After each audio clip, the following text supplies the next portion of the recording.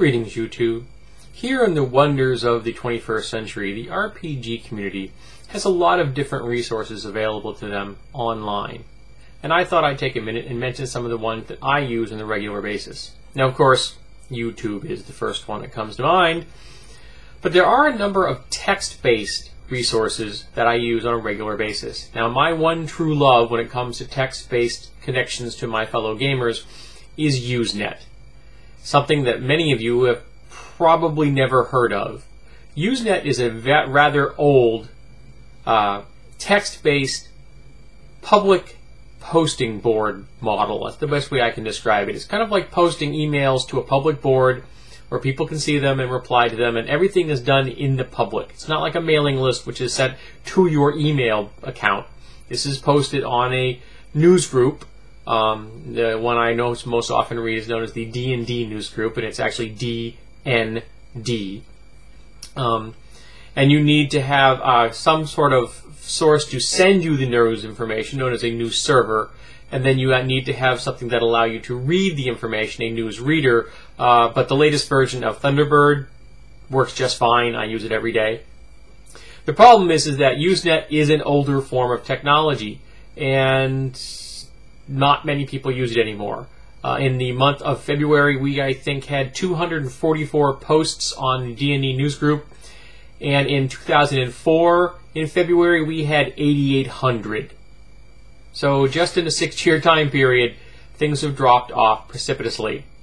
I was the number 2 poster for the month of February, which is kind of sad because I think I only put up like 26 or so postings for the month. There just aren't many of us left. The few that are diehards. But I do love it, and one of the reasons I love it, it's an opt-out model. It's completely open, completely public, and unmoderated. Nothing is stopping anyone from posting anything they want to. And if you don't like what you see, you take that person and you put them onto your ignore list, or as we call them, your kill file. And then you never have to see messages from that person again.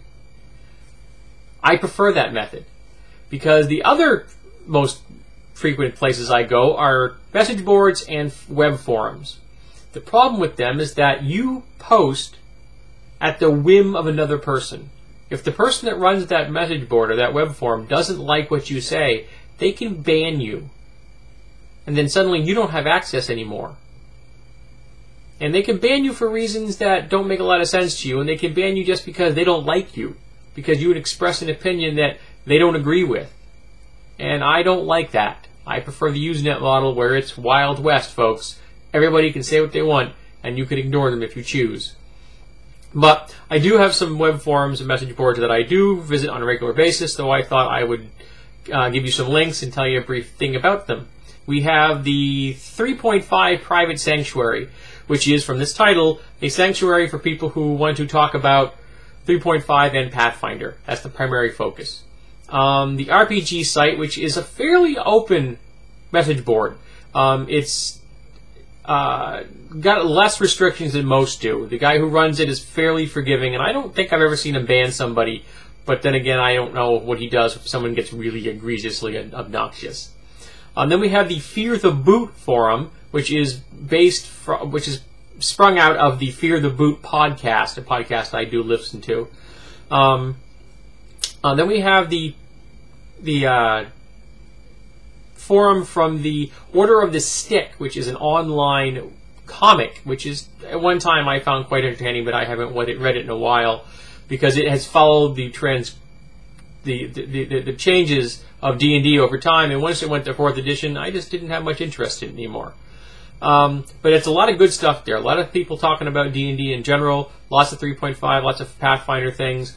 I enjoy that place. Then we have the RPG Net forums, and there are a lot of posters there. The 2 forum sections I go to a lot are just general tabletop and D&D, and you find a lot of interesting things there.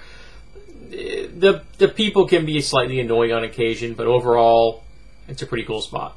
Some places I travel less frequently, like once a month or so. The Brilliant Gameologist forums, which is based off another podcast. They have a strange interface. I find it a little annoying, but overall, it's not a bad place. we have the RPGlife.com forums, and they in the last year have been hit by a lot of spammers. But there's still a lot of older content that is interesting, and I do occasionally go back and check it out. Then you have the Paizo forum, the people that put out Pathfinder. And if you are a fan of Paizo and you want to go find out the latest information about Paizo, this is the place to go.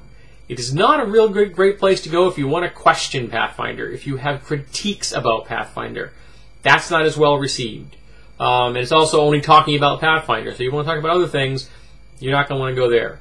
And the last one I go to on a regular basis, or a semi-regular basis, is the After the Bomb forum on the Palladium Megaverse site. Yes, it's a Palladium site. I know this. Palladium system is not good. I freely admit it. But I really love the game After the Bomb, and this one particular forum on the Palladium site I enjoy looking at. And one of the reasons is that the amount of fan-created material here is astounding. Now, the main feature of the After the Bomb game is all the mutant animals you can play. And fans have created hundreds and hundreds of different animal types, mythical being types, chimeras of all varieties. They've thrown in prehistoric creatures, insects, sea life, classic monsters from movies and stuff. There's just so much material there. It is mind-numbing. It really is. Their posting restrictions are fairly strict. You can't question riffs. You can't argue about things. You can't talk about converting one riff's world via any other system or things like that. It's a fairly narrow focus. But if you like the After the Bomb game, this is a resource that you have to check out. But these are the places I visit. Now, the first ones I mentioned, I'm sorry, my cat's being nuts in the background. The first ones I mentioned are places I visit every single day. All right, and I enjoy going there, and I enjoy interacting with people for the most part.